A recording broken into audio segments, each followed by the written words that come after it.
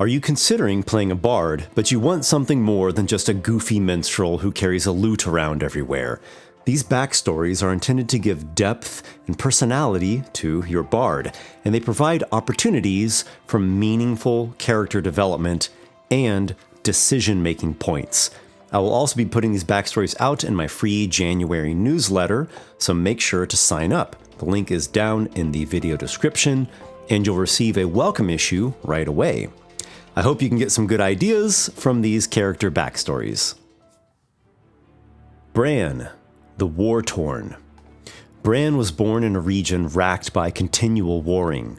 The fighting sometimes reached his own town, and as far back as he can remember, there was a sense of fear and dread due to the ever-present threat of enemy attacks. There was also a sense of pain, as the men who went to fight often came back marred by the ravages of combat, missing fingers or a hand, with festering wounds, near dead from illness. Some came back broken in other ways from what they had seen and done. Some did not come back at all. Bran's eldest brother was one such casualty. The indestructible warrior whom Bran had looked up to turned out to be not so indestructible after all. It was his mother's singing that kept the spirit of goodness and hope alive through all those dark years.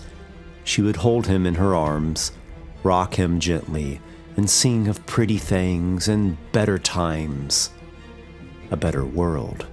Even through her tears, she held Bran and sang to him to keep all that was bad at bay. Those sweet melodies and comforting words stayed with Bran as he grew into a young man. His own gift of song manifested, and not only was his voice exquisite, but his singing had profound effects on people. Vigor returned to those who had nearly wasted away. Health returned to the wounded. And perhaps, best of all, a spirit of hope came into the hearts of those who listened to him. The townsfolk came to admire him, and the attention he received filled him with joy. Due to his abilities as a healer, Bran was made to remain in town, tending to the sick and the injured. Then came the day that the local lord assigned Bran to accompany a troop of soldiers and conscripts heading out to battle. He received word by an official messenger that he was to serve as a healer in the field, and that he was to learn war songs which would embolden the men before battle. Here's a decision point that you'll need to work out when developing this backstory. Does Bran refuse this order, or does he obey the order? If you choose that he refuses the order, give this some thought. Did he try to convince the Lord Mayor to spare him from going afield with the soldiers? Or did he run away to avoid participating in the hell that is war? If he ran away, does he forever hold contempt for soldiers and authority figures? Or does he come to accept the harsh realities and the brutal competition inherent in life? Or if Bran obeyed the order, how did witnessing battle firsthand change him? Did it broaden his perspective, showing him that his own side also commits evils? Did it toughen him and push him out of the childlike state he had previously clung to? Did the horrors of war break him in some dark way? Thinking about character development as you play Bran, or whatever name you choose to give your bard, a major conflict is the tension between peace and violence, innocence and maturity, and sensitivity and toughness. Asher, the shield painter. Asher was the son of a painter and grew up learning the trade from his father. Whenever there was a tournament or a festival in the kingdom, they would travel to the grounds and set up a small, brightly colored tent where they worked as shield painters. Knights, noblemen, and other patrons, great and small, would hire the services of the father and son duo to touch up the details of their tarnished shield faces, or to paint a new shield altogether, transforming the bare cover into a bold display of colors, patterns, and icons. One tournament, Asher met a drunken hedge knight named Harris of Roxbane. He was dubbed the Skunk Knight due to the flawed badger icon Asher had painted on his shield. Despite the mocking he received, the so-called Skunk Knight went on to win a surprising comeback victory in the melee. The final evening of the tournament, Harris invited Asher to join in celebrating his victory. After drinking far more than his share, Harris revealed what he claimed was the source of his success, the idol of a goddess of fortune and luck. The thought of striking wealth captivated Asher, and he took part in a rite offered to the goddess. He pledged himself in service to her. Not long after, Asher was struck with a fantastic inspiration to paint scenes from the various tournaments he had witnessed. His paintings became an overnight success, and soon he had more requests than he could possibly fulfill, with lords and ladies from across the kingdom offering greater and greater amounts of pay. Within 2 years, the king summoned Asher to join the royal court, where he would paint and tell the tales of the grand tournament bouts. Asher's artwork and his stories enthralled every audience. There was something magical about him. He attended feasts and weddings, he painted portraits of the royal family, and he was given a seat of honor at each tournament and each festival. When Princess Melissa came of age, the king decreed that there was to be a grand tourney held in her honor, and the knight who won the high melee would be given her hand in marriage, either to wed the knight himself or one of his sons. The tournament was an extravagant event, the likes of which had not been seen in living memory. But behind the fanfare and excitement, the princess suffered, for she already loved a man, Asher. The two of them had become well acquainted at court, and their hearts burned with passion for one another. The final bout of the tournament resulted in none other than Harris the Skunk Knight as the winner. He had put all his detractors to shame and shocked the crowds with an uncanny prowess in battle. The king declared him the champion of the high melee, but also said that he had learned of his daughter's love for Asher. He could not bear the thought of wounding his daughter so deeply, and thus he swore to the gods that he would give Sir Harris anything he wanted, land and a castle, or the finest enchanted armor and sword, anything short of the throne itself. The Skunk Knight pointed his blade in the direction of Asher, saying, "Our goddess has decreed that I strike you down, or die trying. My request, O king, is single combat with Asher." An important decision point for you to make with this character is whether or not Asher accepted the duel. If he accepted it, did the goddess of fortune also speak with Asher, prompting him to defeat Sir Harris, in order that the winner of the duel achieves an even greater level of wealth and glory? How did Asher defeat such a powerful warrior? Or did he lose, yet manage to survive somehow? Did his innate magic transform into outright spellcasting when faced with such a threat? How did Princess Melissa react to Asher accepting single combat against the kingdom champion? If Asher refused the duel, did he come to regret pledging himself to the Golden Goddess? Does she have a dark side or make extreme demands? Did Asher flee the kingdom or use some kind of trickery to escape this trial of battle? If so, did Princess Melissa accompany him? Or did she change her view of him, seeing him as cowardly? Thinking of character development, Asher has 3 main conflicts. One is how he handles going from a commoner to a famous, wealthy artist, of whom the elites of society make constant demands. The second conflict is his relationship with the Golden Goddess, who promises fortune, but at a cost. The third is his relationship with Princess Melissa, which involves its own complications, as by law, she can only marry royalty or a kingdom champion. Laisela, the Island Dancer. Laisela hails from the Emerald Cove, a vibrant castle town on the island of Tertulia. It is known for its warm weather, crystalline waters, and lively spirit. Music and dance are a large part of Tertulian culture, and Laisela grew up immersed in a world of drum rhythms, loud singing, exuberant dancing, and colorful dress. The islanders, particularly the women, have a custom of wearing vivid colors, and the traditional garb they don during their various festivals is even more brilliant. Laisela's favorite ensemble includes a triple-layered flared skirt, a top piece with flared sleeves, a flowing waist sash, 6 wristbands per arm, and a headpiece adorned with feathers and flowers, all in striking hues of teal, green, red, yellow, and blue. On the day of the sun and the moon, 2 years ago, the people of Tertulia came together for their annual gathering.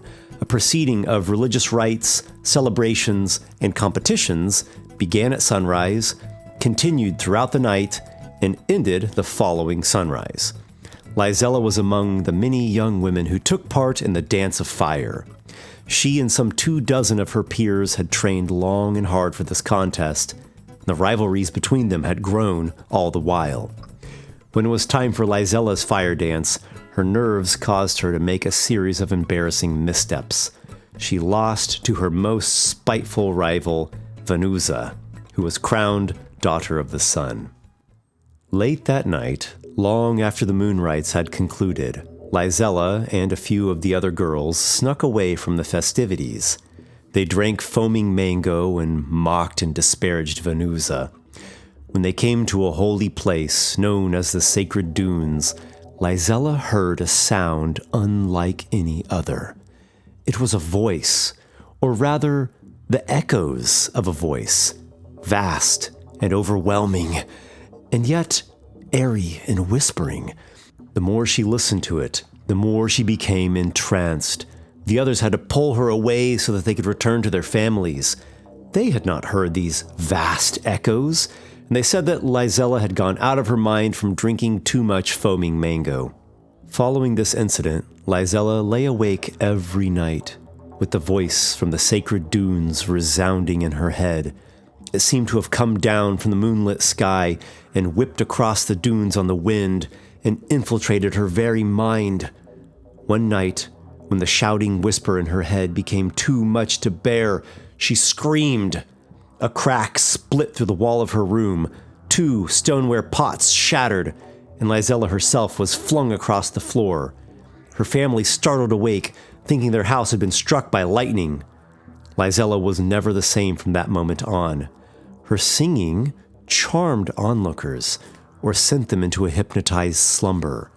Her shouts were as blasts of thunder, and her dancing called up mirage-like figures of mist and smoke. And a gentle kiss from her lips could close wounds.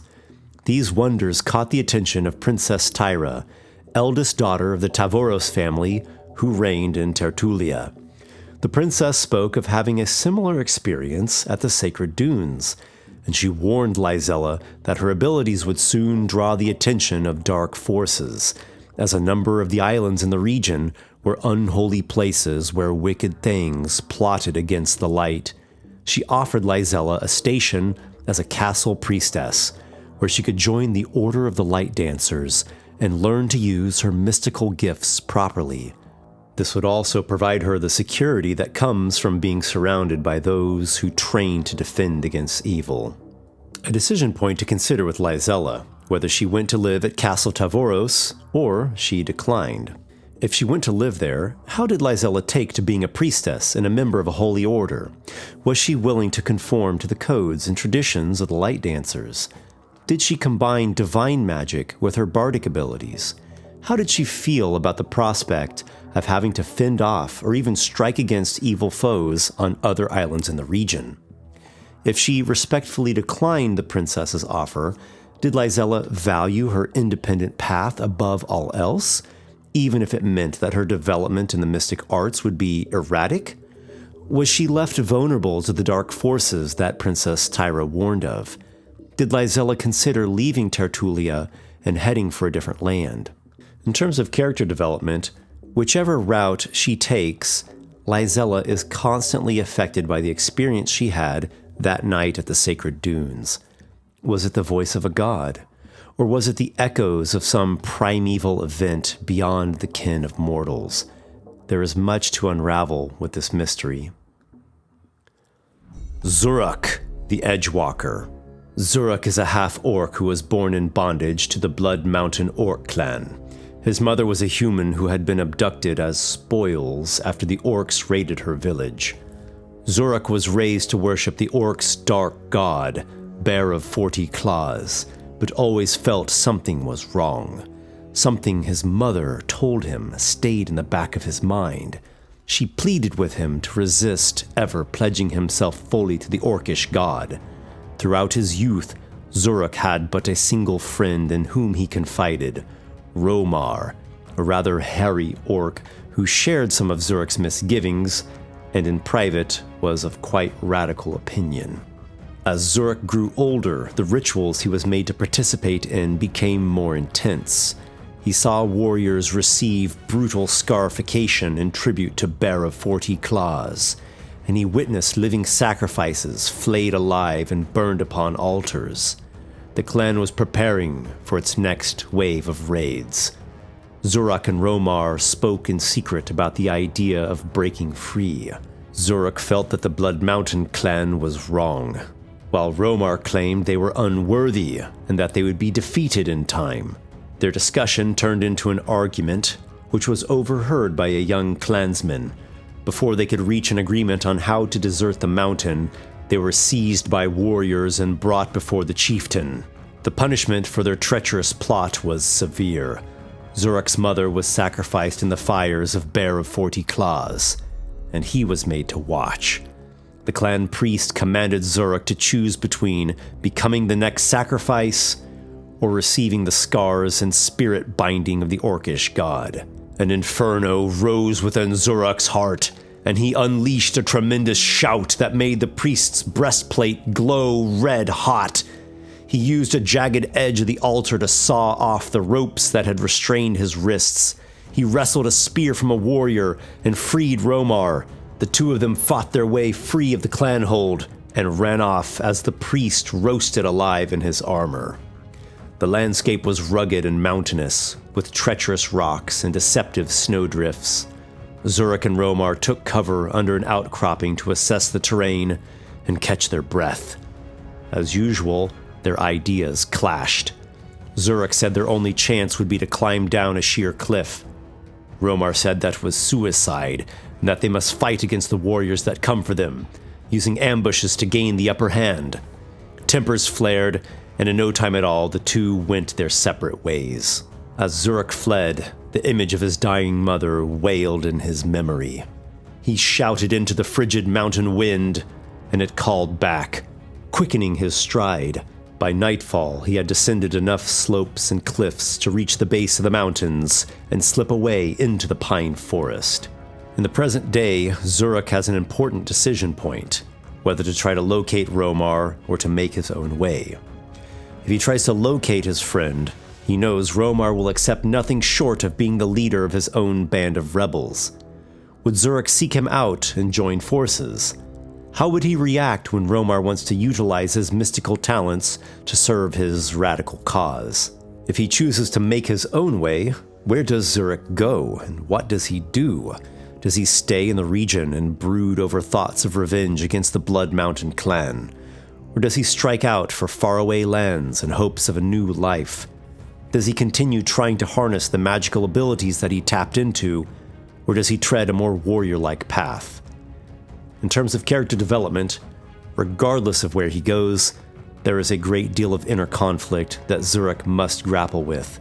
He might seek to align himself with a higher calling and warn the settlements of the region of impending orc raids, though it is just as likely that he will tread a path of bitterness and unspoken pain, becoming a wandering mercenary or thrill seeker. Kyamil, the treasure hunter. Kyamil spent the first few decades of her life in the elven city of Hallowdale.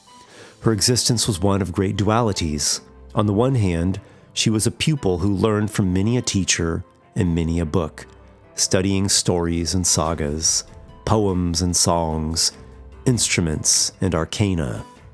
On the other hand, she shared in the primal thrills that many elves enjoy in the wilds of the deep forest, climbing tall trees and hunting large game and racing through the gullies riddled with obstacles. From a young age, she displayed a bardic inclination and was trained in such mystical arts. Though her love of lore and spellcraft was great, it was rivaled by her love of the adrenaline rush. When Kyamil met a group of treasure hunters, she saw the perfect convergence of her two worlds. The party was called the Far Runners, and their insignia was a laughing skull. Kyamil joined their outfit and soon found herself braving dangers unlike any she had ever encountered. In the Ironbark Maze, they became lost for a time in the endless thick tangle. They fought off angry tree spirits and located the staff of an ancient druid. Within the twisting caverns, they were beset by monstrous bats and reanimated skeletal warriors, but managed to reclaim multiple purses full of coins and gemstones. Tragedy struck in the tomb of the Frost Mage, as one of the party members was frozen to solid ice, and another was pulled through a hole by a giant pale worm, and the remaining adventurers were forced to abandon the delve. After this fateful incident, the Far Runners were demoralized. Only Kyamil and an elven thief named Tristelian had the heart to continue treasure hunting. They made quite the duo, with Kyamil's guileful magic and versatile knowledge, and Tristelian's incredible speed and ability to disarm locks. Their first escapade was not the most lucrative, but it was certainly the most thrilling. This emboldened the pair to raise their ambitions. They set their sights on plundering the vault of Gamal Gir, wherein lay a dwarven gem worth a king's ransom. Moments after infiltrating the vault, things went awry. The first chamber was fraught with death traps. Tristelian was dropped into an oubliette, and Kyamil was sealed by a falling stone slab. Poisonous gas billowed up around her, and only by exhausting her reserves of arcane energy was she able to shatter the slab, escaping just as she was about to collapse unconscious. Spinning blades sprang up from the floor, and stone-wrought guardians emerged from the walls. Kyamil fled the vault, weakened and distraught, but still alive. In the present moment, Kyamil has an important decision point, whether or not to change her lifestyle. Has the deaths of her friends shook Kyamil so badly that she is going to reorient her life? Will she calm from her pursuits of extreme thrills and focus more on her arcane studies? Or does she vow to return to the vault? Will Kyamil promise herself that she will improve her skills, gather new allies, and make another foray into the vault of Gamal Gir? Does she see this as a personal challenge that she must conquer in order to reach fulfillment in life? Does she view it as a way of honoring the memory of her friend Tristelian? Regarding her character development, Kyamil relishes the excitement that comes from facing dangers and claiming valuable treasures, but she also must deal with the grief that comes from the loss of friends and allies. Moreover, she witnessed their dooms with her own eyes, and she played a part in their demise. This is especially true with Tristelian, as it was her idea to infiltrate the vault. Thank you everyone for watching, and thanks in particular to all my supporters on Patreon. Don't forget to sign up for the newsletter if you haven't already, and if you want the expanded version that has a lot more content, along with other exclusive benefits, consider becoming a patron as well. Links are all down below. And don't forget that your bard carries a sacred tradition of stewarding the words and songs of creation. And as always, may your adventures be many.